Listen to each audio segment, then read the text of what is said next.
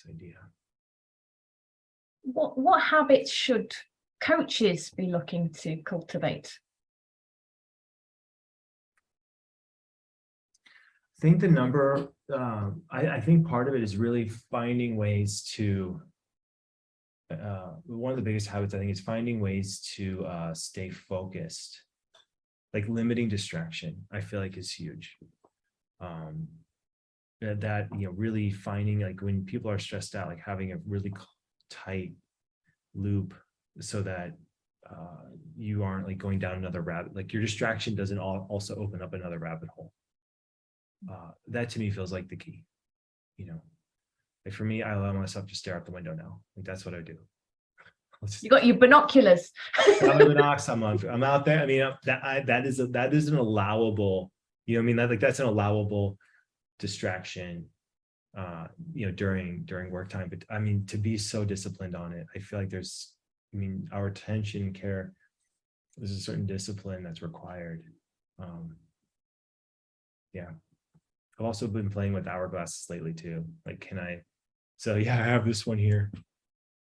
It's a 30-minute hourglass.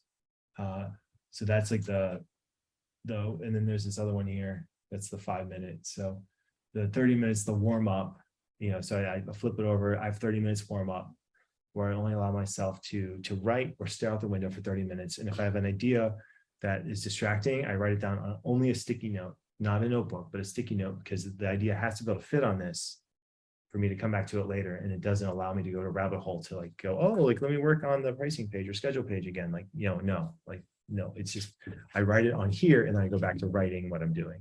Yeah. So I've been playing with that the last couple of weeks. That's really cool. So it's like having systems to help you form those habits, isn't it? Yeah. And it's almost like an incessant obsession with how can I create systems that actually work? Like, that your system's working when you want to use it. Like that hourglass, I'm like, yes, like give me the hour, like because it's such a cool visual representation too of time passing. Like you see the sand, like literally, I'm like, okay, I'm doing it. Like I'm actually writing right now. The sand is coming down and then the 30 minutes is over and I have a choice to flip it and keep going, or I have accomplished what I needed to do. And then I can make a new choice from there. It reminds me of the Pomodoro effect, isn't it? Yes, exactly. Yeah, exactly. You can get one of those, you can get an hourglass. That's really cool.